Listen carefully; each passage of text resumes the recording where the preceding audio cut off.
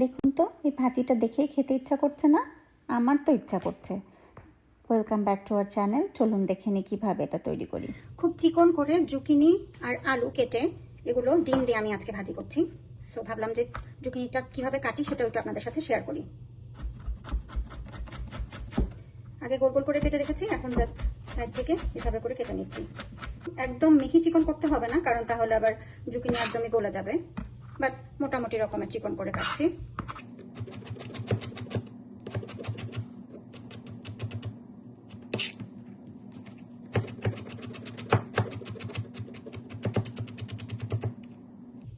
আলুটাও ঠিক এভাবেই কেটে নেব।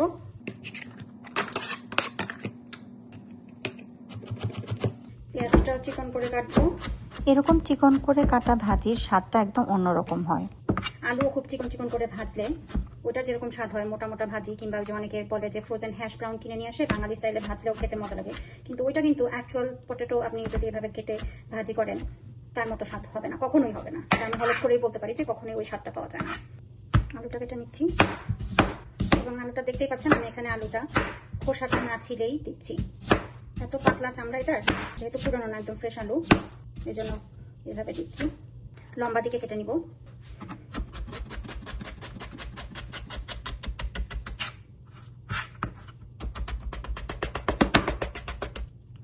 আমার আলু কাটা শেষ।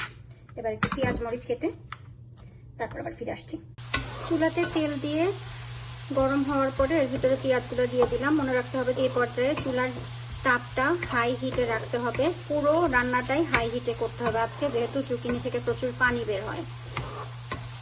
এখন পেঁয়াজটা একটু হালকা ব্রাউন করে ভেজে নেব বেরেস্তার আগের পর্যায়ে। তারপরে কাঁচামরিচ রসুন দিয়ে দিব। আর এই যে দেখেন জুকিনি এবং আলু এখানে একসাথে রেখেছি, আলুগুলোর নিচে যাতে করে অক্সিডাইজড হয়ে না যায়। পেঁয়াজে আজকে কোনো লবণ দিইনি, চাচ্ছি না যে এখান থেকে কোনো রস বের হোক। যতটা হাই হিটে সম্ভব করে নিচ্ছি, এই জন্য একটু বারবার নাড়াচাড়া দিতে হবে, না হলে পেঁয়াজটা নিচে লেগে যাবে, পুড়ে যাবে। পেঁয়াজটা একটু হালকা লালচে হয়ে আসার পর এর মধ্যে রসুন কাঁচামরিচ দিয়ে একটু নাড়াচাড়া করছি। এবার দিয়ে দিব হলুদ। আজটা এখনো হাই হিটেই আছে। হলুদটা দিয়েই সাথে সাথে একটু নাড়া দিয়ে আমি সবজিগুলো দিয়ে দিচ্ছি। বেশি দেরি করা যাবে না, না হলে হলুদ পুড়ে পিতা হয়ে যাবে।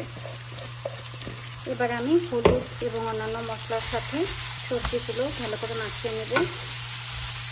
সবজির সাথে মশলাগুলো মোটামুটি মেখে গেছে। এখন এই পর্যায়ে আমি নাড়াচাড়া বন্ধ করে কিছুক্ষণ অপেক্ষা করব। দেখলেন তো আমি কিন্তু এখনো লবণ দেইনি সবজিটাতে। সবজিতে লবণ আর একটু পরে দিব। আর কোনোভাবে এটা ঢেকে দেওয়া যাবে না, ঢেকে দিলেই পানি উঠে যাবে। দেখুন হাই হিটে থাকার কারণে এখনো কোনো পানি বেরোয়নি, বাট নিচের দিকে একটু লেগে লেগে যাচ্ছে। এই পর্যায়ে আমি একটু লবণ দিয়ে দিব। লবণ দিলে হালকা একটু পানি উঠবে।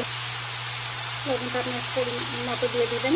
আর এই ফাঁকে আমি দুটো ডিম লবণ এবং একটু শুকনো মরিচ দিয়ে ফুটিয়ে রেখেছি।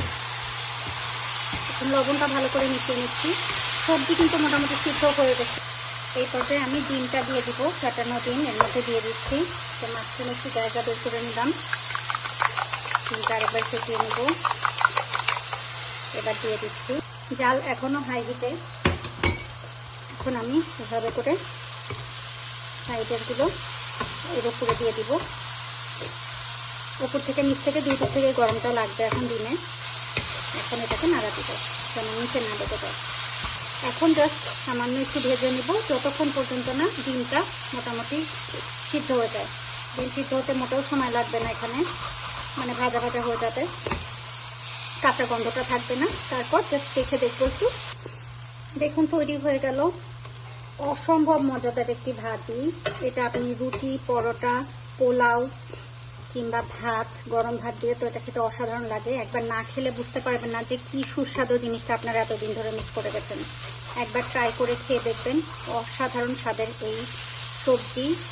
আপনার এর মধ্যে প্রোটিনও আছে, এগ দিয়েছি যেহেতু। তো আমি এখানে মাত্র ইউজ করেছি 2টা জুকিনি, 1টা বড় আলু, 2টা ডিম আর পেঁয়াজ মরিচ। আমি এখানে কোনো ধরনের গুঁড়ো মশলা ইউজ করিনি। 6টা কাঁচামরিচ দিয়েছিলাম। আর লবণটা চেখে দেখবেন ঝাল লবণ যদি এটাতে ঠিক মতো হয় তাহলে এর চেয়ে মজাদার সবজি মনে হয় আপনি আপনার লাইফে খান নাই।